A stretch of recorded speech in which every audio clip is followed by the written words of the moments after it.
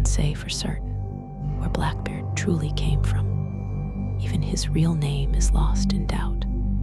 Some called him Edward Teach, others Edward Thatch. But history remembers him by another name, one far darker, Blackbeard. Before he became the terror of the Atlantic, he was likely a sailor in war. During Queen Anne's War, men like him were given permission to hunt enemy ships, take their cargo, and profit from blood at sea. But when the war ended, many of those men were left with nothing. No peace, no fortune, no place in the world they had helped to defend. And so some of them returned to the sea, not as soldiers, but as outlaws. Among them was Blackbeard. By the year 1717, Blackbeard was no longer a nameless sailor drifting through the aftermath of war. He had entered the world of pirates. For a time, he sailed beside the pirate captain Benjamin Hornigold, learning the trade of plunder, fear, and survival on the open sea. Under men like Hornigold, Blackbeard found the life that war had prepared him for. Then, in the waters near Martinique, his fortune changed. There, Blackbeard and his fellow pirates came upon a large French slave ship called La Concorde. It was a powerful vessel, but fate had already weakened it. Disease had spread through the crew.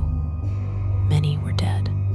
Many more were too sick to fight. When Blackbeard struck, the ship could not resist for long. The French surrendered, and with that, Blackbeard took the prize that would transform his name into legend. He seized La Concorde and made it his own. Then he gave it a new name, Queen Anne's Revenge. It was no ordinary prize. This was a great warship by pirate standards, large, armed, and feared. With it, Blackbeard was no longer just another raider chasing plunder from the shadows. Now he had power. Now he had a flagship. Now he had the means to turn piracy into something far greater. With Queen Anne's Revenge beneath him, Blackbeard was no longer merely a pirate captain. He built his name through fear, not only through violence, but through spectacle. Blackbeard understood something many men did not.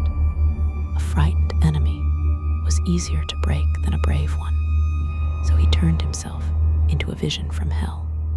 He was said to be a huge man, broad and imposing, with wild eyes and a black beard that gave him his infamous name. Before battle, he would weave slow-burning fuses into his beard and hair, then light them as the fight began. Smoke curled around his face. Sparks burned in the air around him. And through the gunpowder haze, he seemed less like a man and more like some demon risen from the sea. Across his chest, he carried loaded pistols. At his waist hung swords and knives.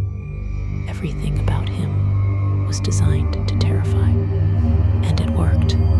As Blackbeard sailed the Caribbean and the American coast, his fleet grew stronger. Ships were taken. Men were forced into his service. His power spread from prize to prize, and with each new raid, his legend grew darker. By the spring of 1718, Blackbeard was at the height of his power. He had a flagship. He had a growing fleet. And now, he was ready to do something so bold that it would make his name feared across the colonies. He sailed north to Charleston, one of the busiest ports in English America. Then he blocked it. No ship could enter. No ship could leave. For nearly a week, Blackbeard held the harbor in his grasp, seizing vessels that tried to pass and taking their passengers as prisoners. Merchants, sailors, and ordinary travelers all found themselves at the mercy of a pirate fleet. It was not a raid. It was a siege. And Blackbeard was not demanding gold. He was demanding medicine, a chest of it. Until it was delivered, his captives would not go free. The threat was clear: obey or watch the prisoners die. At last, the medicine was brought. The hostages were released, and Blackbeard sailed away. He had not conquered Charleston. He had done something far more terrifying. He had shown that he could choke a city, humiliate its people, and leave untouched before anyone could stop him. This was Blackbeard at the height of his legend, a pirate bold enough to hold an entire port hostage and powerful enough to get away with it. But legends do not rise forever. Soon after leaving Charleston, Blackbeard sailed north to the coast of North Carolina and tried to bring his fleet through Topsail Inlet. It was there that disaster struck. Queen Anne's Revenge ran hard aground on a sandbar. The great pirate flagship was lost. At first, it may have seemed like nothing more than a mistake, a miscalculation, a sudden end to a glorious ship. But some of Blackbeard's own men believed something darker. By this time, his company had grown too large, hundreds of pirates, too many shares of plunder, too many mouths to satisfy. And so, according to later testimony, Blackbeard may have grounded the ships on purpose. Whether that was true or not, the result was the same. The company was broken, and Blackbeard left with a smaller, hand-picked crew, taking most of the treasure with him. And the legend of Blackbeard was beginning to collapse beneath its own greed. By the end of 1718, the governors of the colonies had grown tired of his name, his raids, and the fear he carried across the sea. So the order was given. Blackbeard had to die. From Virginia came the man sent to hunt him down, Lieutenant Robert Maynard. He found Blackbeard at Ocracoke Inlet, off the coast of North Carolina. There, the pirate made his final stand. The battle was savage and close. Cannons thundered. Smoke swallowed the decks.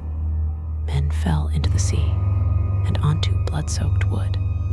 Blackbeard boarded Maynard's vessel, believing victory was in his grasp. But Maynard had laid a trap. His men, hidden below deck, surged upward and crashed into the pirates at close range.